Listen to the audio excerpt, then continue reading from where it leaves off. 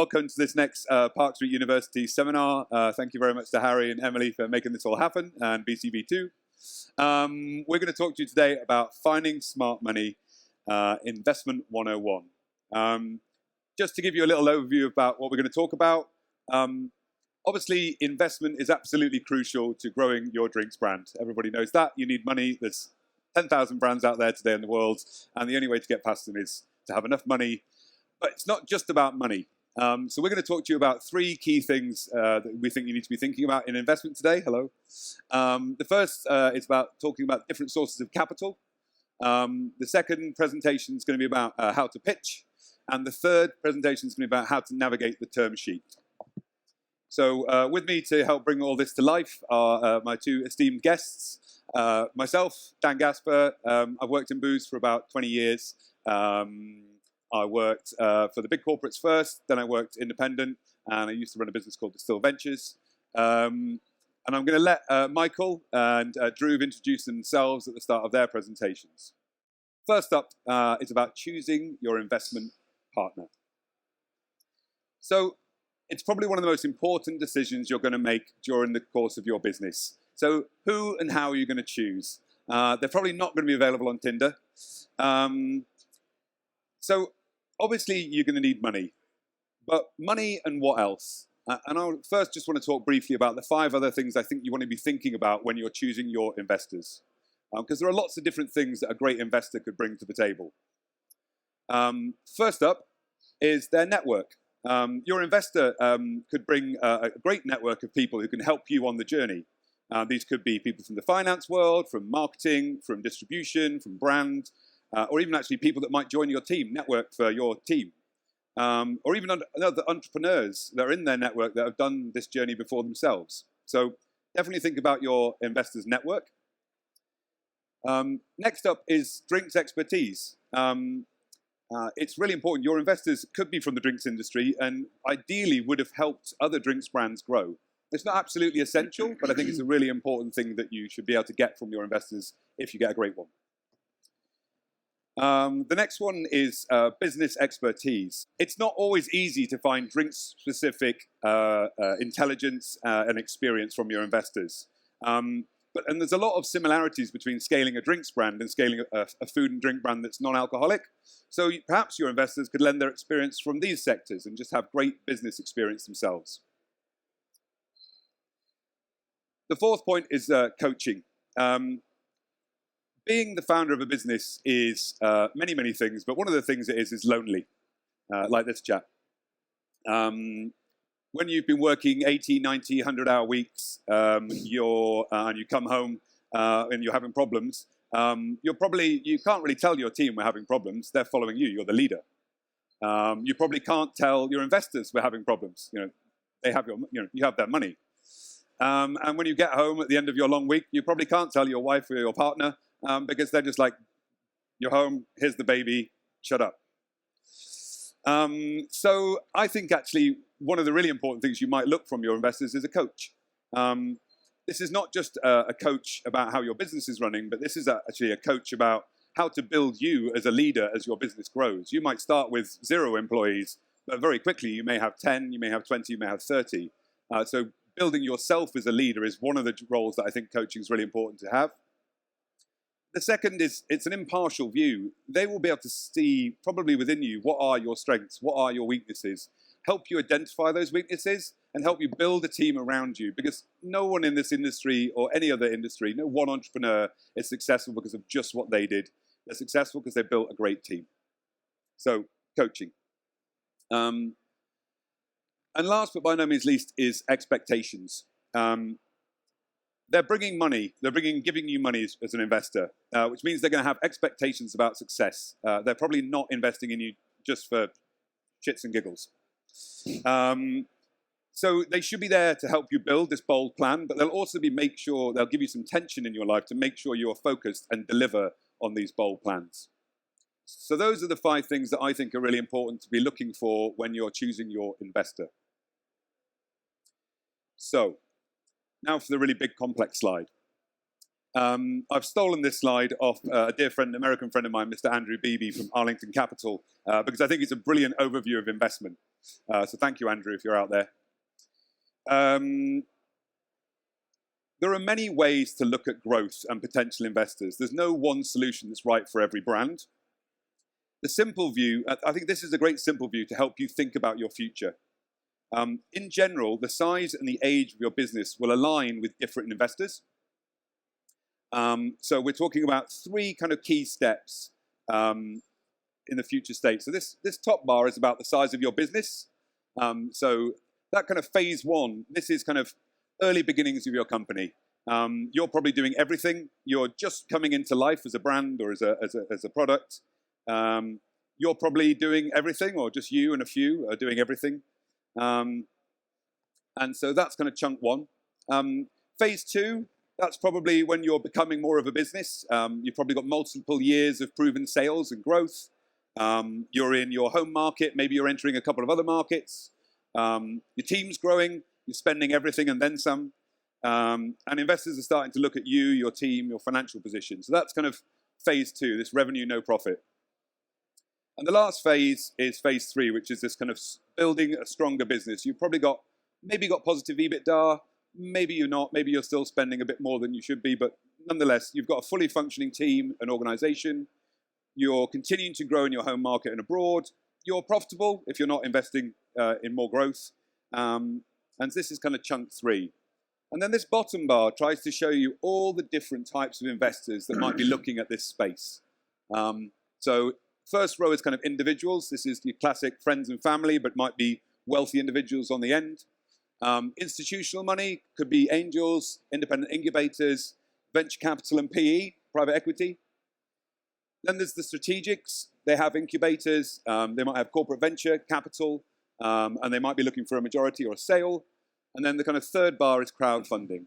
And so those bars pertain to where you are. And that's why I think this is a great graph, because it shows you of the potential different types of investors, where you are going to hit best when you're pitching to them, who you should be focusing on. So I'm going to go into a little bit more detail about some of these buckets. And I'm going to talk to you about the pros and cons of choosing these types of investors. So first up is individuals, friends, and families. There's loads of pros, and these are the people who probably fund most businesses in the early years. They know you. They're probably somebody within your network that believes in you. They want to support you, which is great. You want support. They're probably going to do limited due diligence. This isn't going to be the biggest investment of their life. They can afford to lose this money, hopefully. And with a bit of luck, they might be long-term investors of yours. The few cons that exist in this space, their circumstances can change. Sometimes they might lend you £100,000. 5 years later, they need it back. You don't have it right now. It's in the liquidity of your business. So you might have a very awkward future dinner where you need to give them the money back, and you can't. But as long as you're okay with an awkward future dinner, friends and family are great.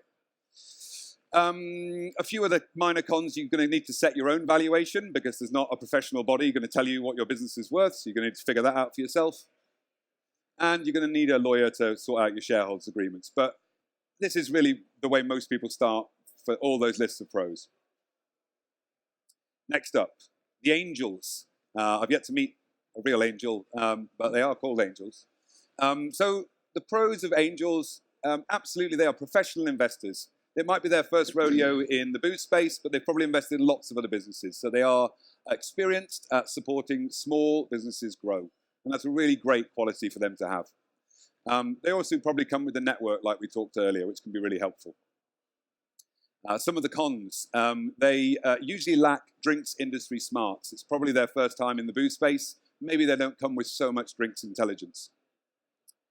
Detailed due diligence. These people have done a lot of deals, have probably had things go bust in the past, and have a lot of experience. So they probably will drag you through more due diligence than you've been used to before. Actually, I think it can be a pro sometimes, because you learn a lot from due diligence. Last, and quite possibly the biggest con in here, is they are very skilled negotiators.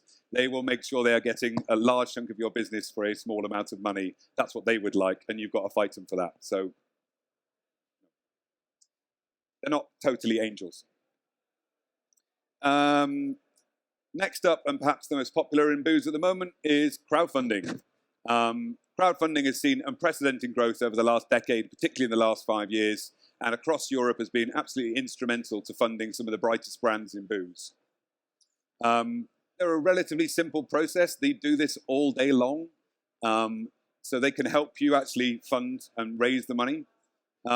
Support from the platform. They are great at marketing investment opportunities publicly. They have an entire network of potential investors. So that's really helpful. And possibly one of the pros is the money raised is independent. They don't have a great deal of shareholder rights. So you don't have a load of angry men and women sat on your board. You have a group of crowd, unsophisticated investors. The cons, you've got no support from those investors. They are typically quite unsophisticated. This is people's parents putting £500 into the brands that they like. They played on the stock market in the past. Now they play on crowdcubes and crowdfunding platforms. Campaigning is a lot of hard work. It can take you 2 months to get actually two ready to go in a crowdcube platform or crowdfunding platform. And after that, you're going to have to work your ass off to actually make this a successful raise. That can take 5 months in total. So although it's quite time-bound, it's quite labor-intensive. Lots of effort without guaranteed success. You might go live and not raise the money you want. Maybe you got your valuation wrong. Maybe the amount of money you're asking for is just too big. It can be quite publicly embarrassing when you don't hit your raise. Your business plans are public as well. This is something that a lot of people have problems with. You're going to have to submit quite a lot of documentation on those crowdfunding platforms, and everyone's going to know what your plan is. Don't know how you feel about that. And last but by no means least is just it can be difficult to get success beyond that first raise. It's brilliant for your first, sometimes for your second. It's really difficult to go for third and fourth rounds. So that's crowdfunding. So just a couple more to go. Independent incubators and accelerators. So the pros in this, they are professional investors again. They probably see something in you that you've probably noticed about you, but that's great that they're actually getting involved. They're very picky.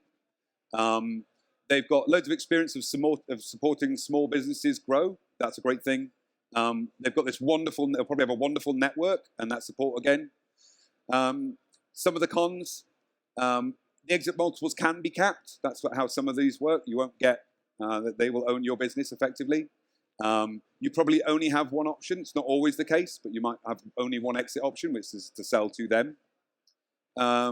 And there are not many options like this in the market is the other big con. There just aren't that many independent incubators and accelerators out in the market. So on to the second to last type, corporate venture divisions. So pros again, those professional investors that we talked about in the previous slide. They've got loads of experience supporting specifically small drinks businesses to grow. Their smarts in this area are excellent. They come with network, they come with support, they come with a whole team of people who are there to help you. And generally the money's pretty cheap. They understand that it takes quite a lot of cash to grow these businesses. And so actually they make sure that their money is cheap. The cons on the other side are kind of equals. So probably a lot of them are your sole investor. They will not allow other investors to come in. It's not always the case, but most of the time you can only get your money from them on. A lot of the time the exit multiples are capped again, so they have a pre-agreed exit multiple, so you will not be able to sell to anybody at the highest bidder. You will sell to whoever is giving that money in the first place. There's generally only one exit option relating to the previous point. There can be sometimes a bit of a trade or consumer backlash about kind of, you've now got a corporate backer, you're no longer a small independent. It's not always the case, but sometimes it happens. I missed one out. They can change their minds during their journey. There are lots of examples of businesses, particularly in North America, where the funders decided they didn't want to fund this business anymore, and that can create a very difficult situation for the entrepreneur post-corporate venture division. So the last source of capital and the biggest one, which doesn't really play here yet, but it will do, so private equity. Private equity, again, are very professional investors. They have huge experience. They've got that network and support. The limitations for these guys is actually a lot of private equity hasn't come into booze yet. Their limited experience in drinks, they're actually very new to the drinks industry because this area of startup that we work in is actually well below their radar in terms of check size. So they're typically not interested until you're at a scale of maybe 5 to 10 million in revenue, because that's what they're looking for. They're used to taking existing solid businesses that are solid and growing them, not taking early stage businesses. So generally that check size is too large for a lot of the independent craft drinks businesses. But as this industry grows, and we see more and more businesses that are going past the 5 million revenue, past the 10 million revenue, you will see these guys and girls start coming into the market. So that's my list of pros and cons. In a brief summary, choose your investor thinking about the smarts they will bring as well as the money. The smarts is almost more important than the money. Make sure you are meeting the right investors depending on where you are on the journey. Don't waste private equity's time if you're just starting out.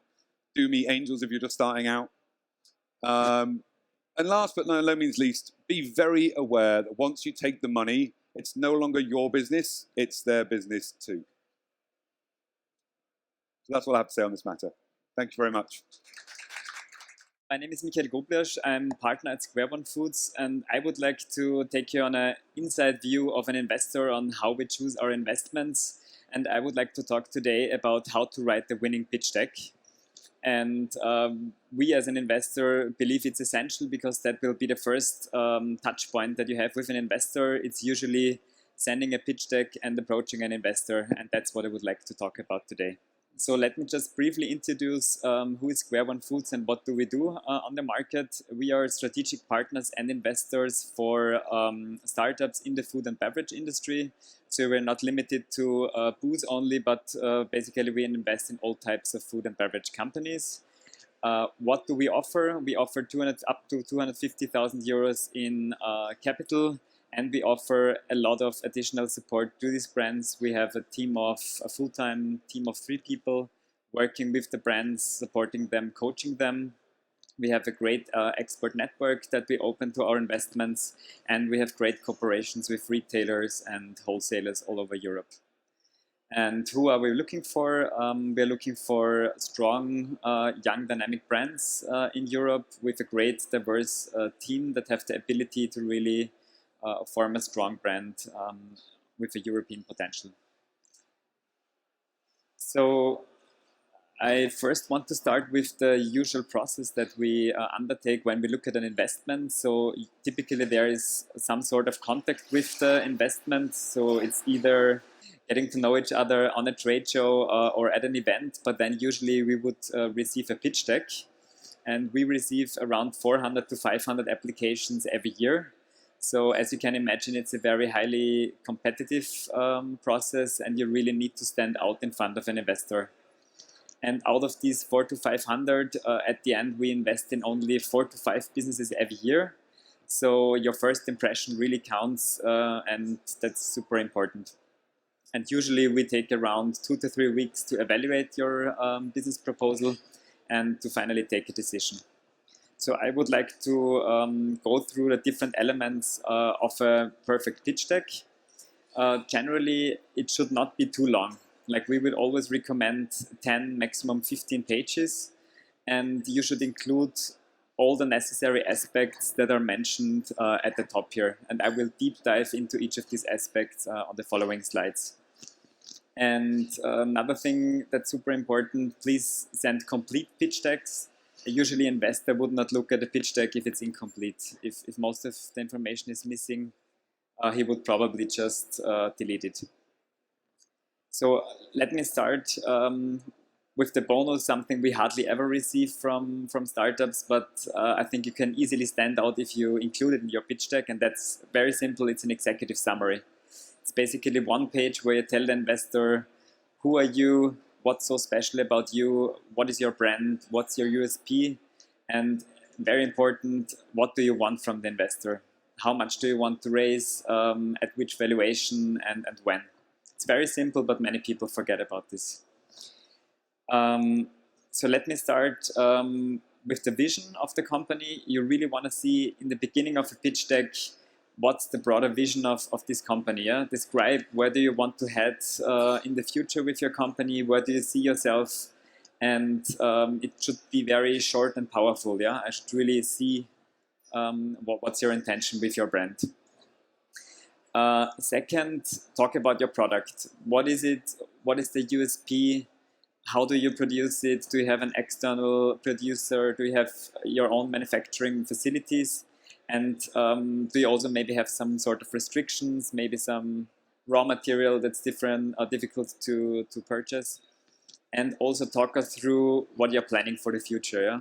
Are you focusing only on one product, or do you have a line extension plan for the future? Then it's also very important to talk about the market potential. That means showing us, are you just addressing a specific market segment, or do you have a very broad target group with your brand? And what I would suggest always is be very specific. Like if you have a gin brand, don't show us the overall market for booze, but talk really about gin. And sometimes we receive, just also have some like bad examples of market data where you don't really get anything out of it as an investor. So if you don't have data, make a very good assumption, or we even would say leave it out. Yeah. So that's about the market. Then for us, really key, and I think if you ever talk to investors, everybody will tell you that it's really about the people.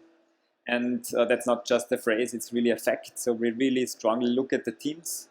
We want to see professional teams with a great background. We want to see motivated people, because as Dan mentioned, I think along the journey of a startup, you will have a lot of hard times. And we really want to see somebody who is also able to suffer and who is really determined to grow the brand over the long run. And also include a nice picture of your team, because when we receive a pitch deck, we don't get to know you. So the more you include there, the better, basically. Another important fact is the sales and marketing strategy. So tell us, what is your strategy with your brand? Will you start selling your product at bars? Are you planning to enter the retail very soon? Or maybe do you work direct to consumer? Do you sell online? Then also in terms of geography, are you planning to be a local or regional player, or do you have great ambitions to build your brand already in several countries and also have an export strategy? And when it comes to marketing, also show us what is your strategy. How do you communicate your brand message? How do you reach out to your target group? And more specifically, also tell an investor, do you already have first sales or first listings, like any famous bars that stock your product, or any famous retailers that will give the investor a feeling on your market know-how on the one hand, but also how your product is perceived in the market. And in terms of marketing, also show, if you're selling online, show your e-commerce KPIs so that we get a feeling of your traction in the online area, and also show us what are you doing, for example, on social media. How many followers do you have? How big is your engagement already with the brand? And last but not least, also PR, I think, is a very great tool, sometimes a little bit overlooked. Also include all the press mentionings you might have already generated with your brand. And of course, the team is important, the product is important, and the brand, but in the end, we are also investors, so we also want to see numbers. There also, many people ask us, wow, I don't want to send all my numbers to an investor. Maybe I'm sending too much information. And they're also worried what we do with these numbers. And I always tell people, don't worry. I mean, if we receive 400 pitch decks or applications every year, of course, everything is treated super confidential. And we just use that for analysis, but it's absolutely essential that we get numbers. And what would we recommend to send through? If you have any past income statements or balance sheets, that gives like a good overview on what you have achieved already. And what's also important is a look into the future, ideally 2 or 3 years. What are you planning? What are you planning in terms of sales and in terms of costs? And what is the financing need that you have? And then this is something that's really super important. Many people forget the very simple thing to ask us what they really want. Yeah? So it's about the deal. And that should be included in every pitch deck. Actually tell the investor, what do you want? Tell him, okay, I want to raise 1 million and I also need this and that. What is like the non-monetary support that Dan also mentioned before? And also tell us, what are you using your funds for? Are you planning to invest it in a marketing campaign? Are you expanding your team? Do you use it to develop new products? It's very important for us to see what are you planning to do with the funds. And then you should also have an idea of your company valuation, because we also need to know how would you like to structure the deal, how much of your company are you willing to give away, and what's the valuation of the company. And two minor things, but equally important, please do also send an information about your current cap table. That means who is invested in your business. Dan mentioned it could be family and friends, there could be a business angel. But for any investor, it's super important to know which shares are still available and who are your other investors at the moment. And yeah, summing it up, basically one last point is also about the design. I mentioned that when you talk about your vision, about your brand, it's also super important that you also get this feeling in a pitch deck. So make sure that you also create a pitch deck that's in line with your CI, in line with your vision, and also optically appealing to an investor.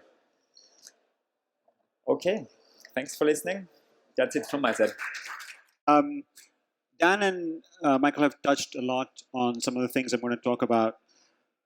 And I'm trying to pitch this at the right level. Dan and I had a lot of conversations about where to pitch this. So this is assuming that you are starting at the left-hand quadrant where Dan left off. You're just starting a business. You've got your first term sheet.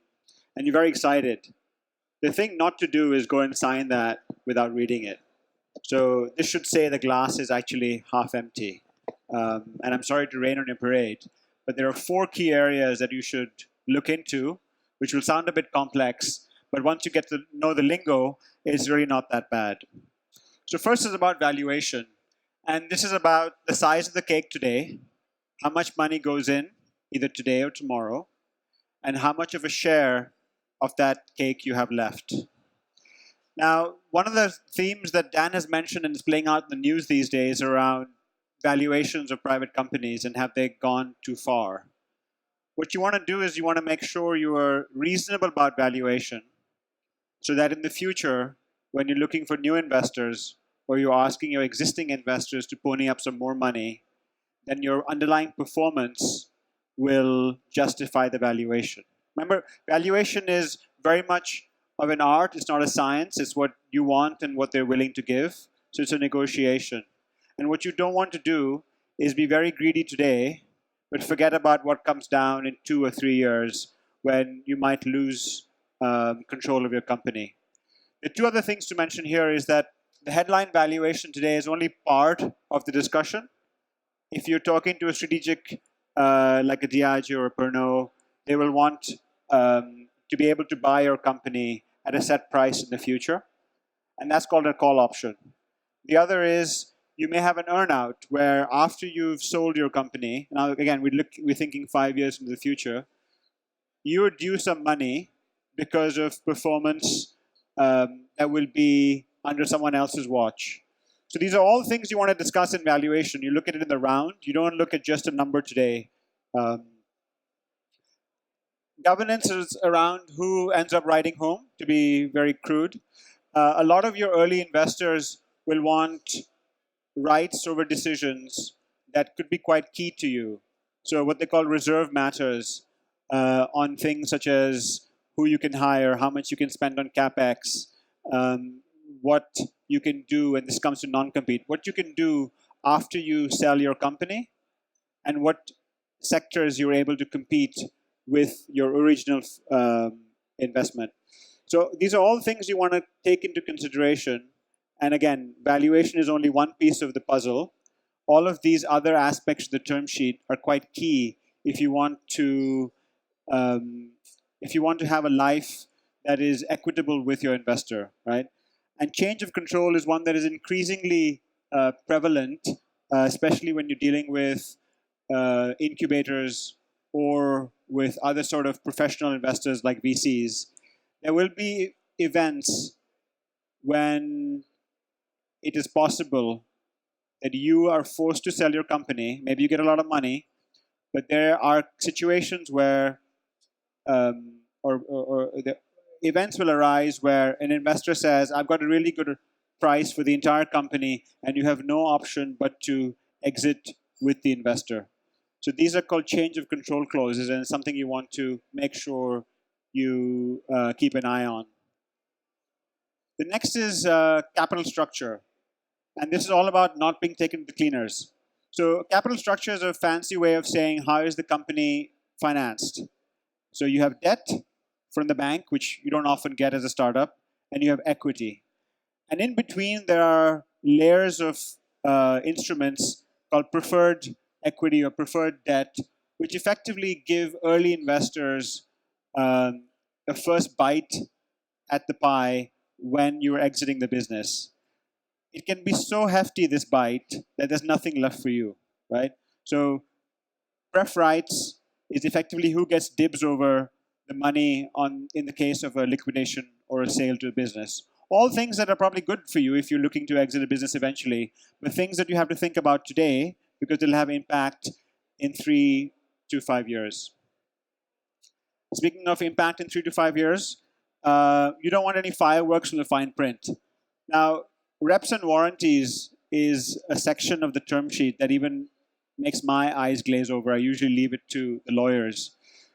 But this is to an earlier point that initial investors will not do much diligence. They will take your word for the fact that you have audited financials, that there's no funny stuff in your financials, that you own the IP for the business, that you own the formula, you own the website. And you will effectively have to sign something just short of a personal guarantee that says everything that I've provided you is truthful, gives the full picture, and nothing has been withheld. The flip side to that guarantee is that when things go wrong, your liability can effectively be up to 100% of either the consideration you receive or the money that the company receives. So with that, the training wheels are off, and now go get your deal done. Who's brave enough to put their hand in the air with a good question? Ooh. Very much feeling brave today. Oh, we've got a question. Mr. Frost.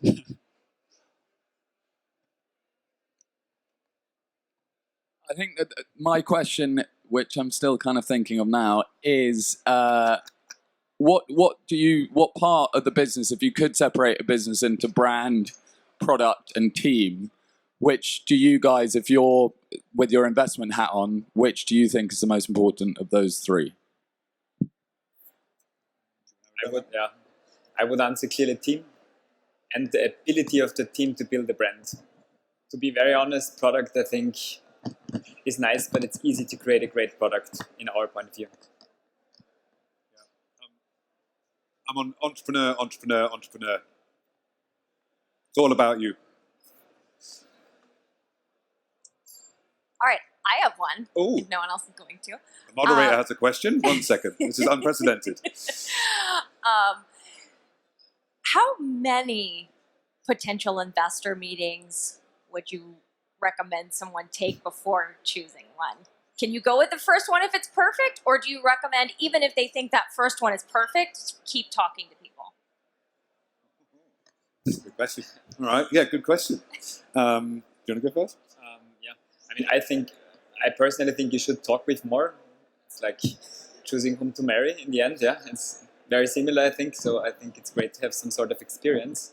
And I believe also ask other brands or other founders about their experience with the investors, because you will hear a lot of feedback from the market. So I definitely think you should talk with several. And it's in the end also something very personal, because you will be working together over a long time. So you also need to get on well with each other on a personal level. So I think, yes, talk to many. I think since I get paid to look at the glass half empty, until you have something in your hand from an investor and you know what the fine print actually says, you should have as many conversations as you want. I think you want to make sure that well, as I say, the optionality is as much as possible for as long as possible.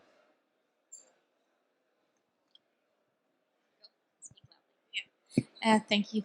Was just wondering, this is like really so at the very start you have like maybe like a good idea and you think this is gonna turn into like a good investment for someone else.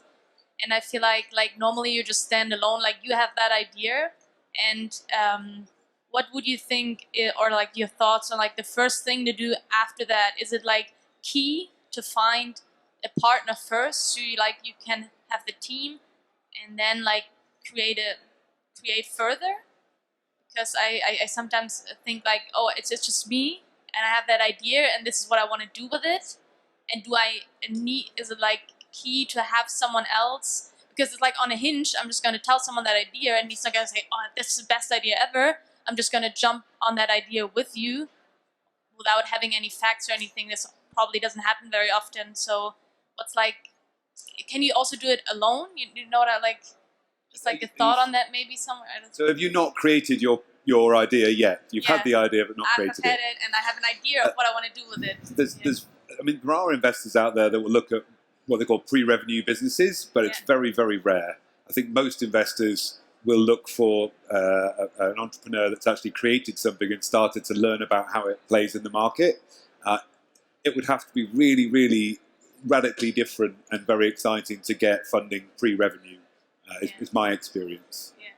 Was a question also related to like having a co-founder or founding on your own, or kind of a little bit. Yeah, okay. like just Because there we also have a perspective. I mean, we also have some investments where there's only one single founder or a very strong founder and maybe not too strong co-founder.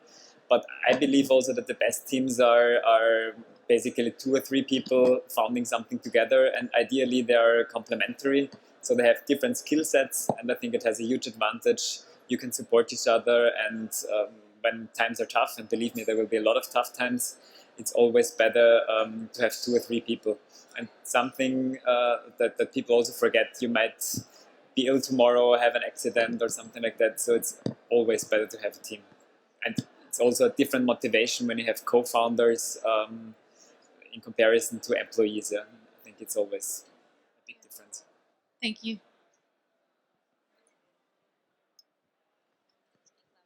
Hi.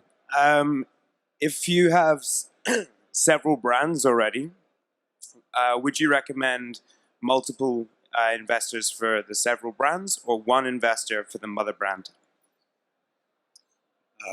I think that from my perspective, that most investors will want you to be 100% focused on the brand they're investing in.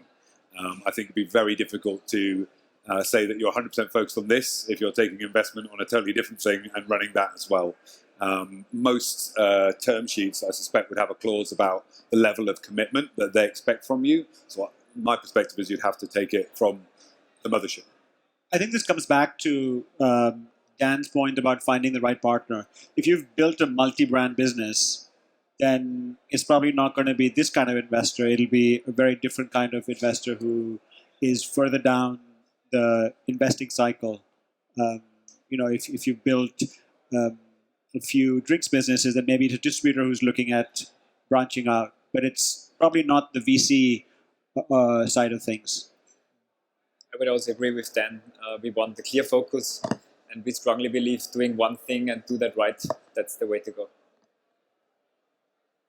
It's coming for you.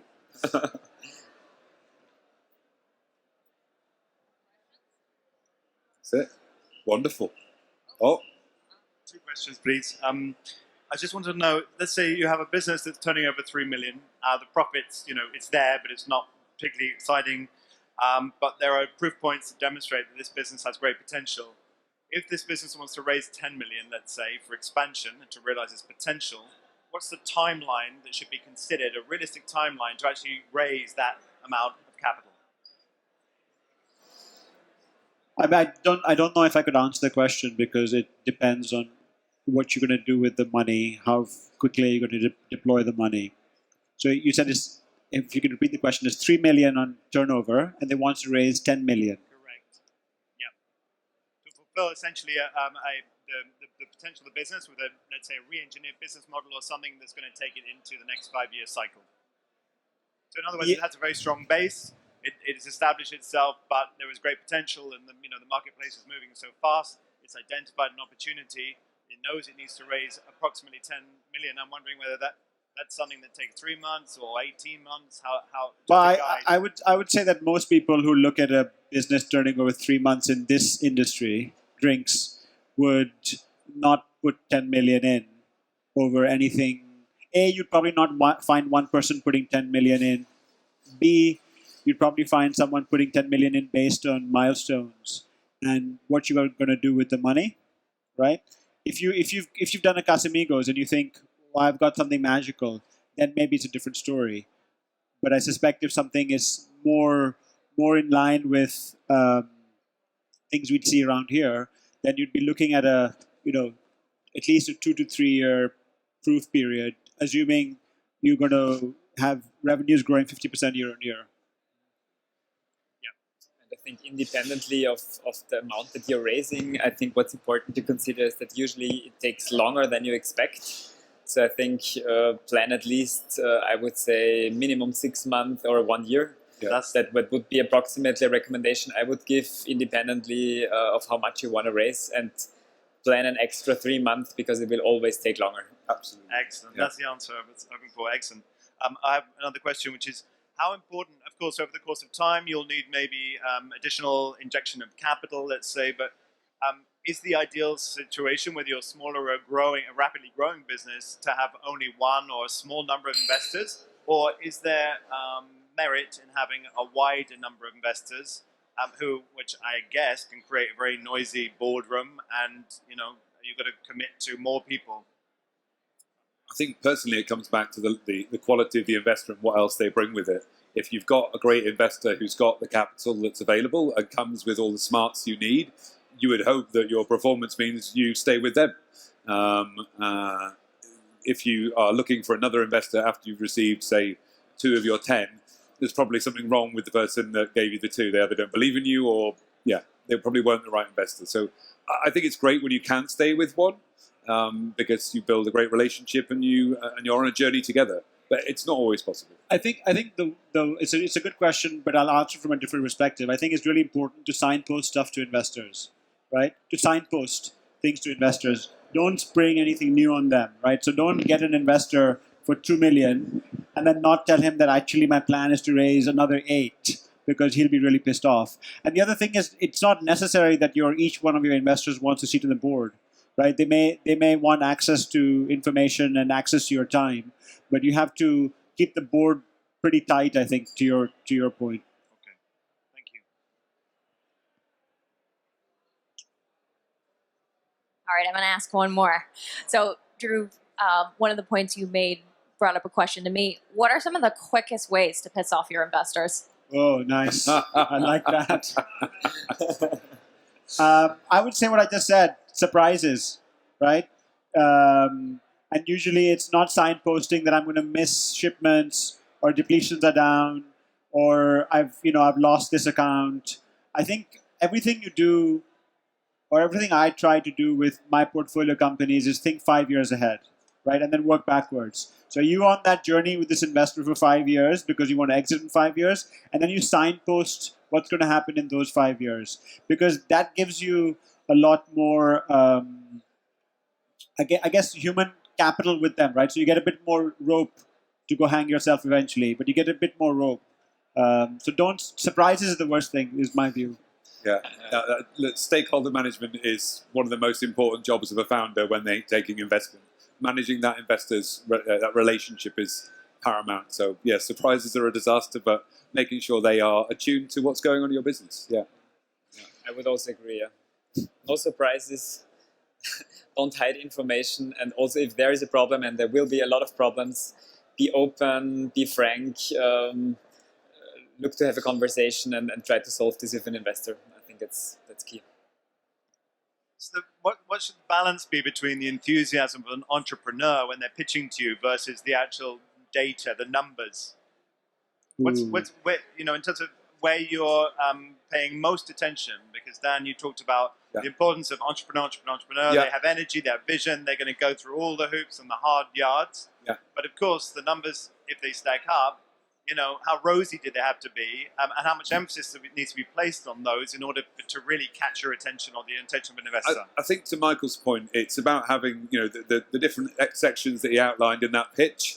it's finding the right balance of all of those. It is about entrepreneur, but it's about opportunity, it's about product, it's about the vision, and you're looking for, you know, the best scores out of 10 in each of those boxes. And when you do find someone who hits all of them, that's when investors are writing checks. I think I answer that slightly differently. I think that's right. But if I were to think, I'm putting money in today, whatever the angel investor is putting in 100K or something like that, I think you have to think, what will it take to get this person to 10x, right? 10 times return in 5 years. And sometimes that's a nice way to triangulate other things, to say, I have the vision, I have a good team, but trying to approximate what my vision needs to be if this investor, who will end up owning only 5% of my business, exits in 5 years, grows that up and say, look, I want to give you, the first investor, a 10x return, and this is my ambition. So you don't have to be explicit about it, but I think most people will do that sort of back of the envelope, numbers. I think that's it. Wonderful. Well, thank you very much. Thank and you. thank you again, Emily.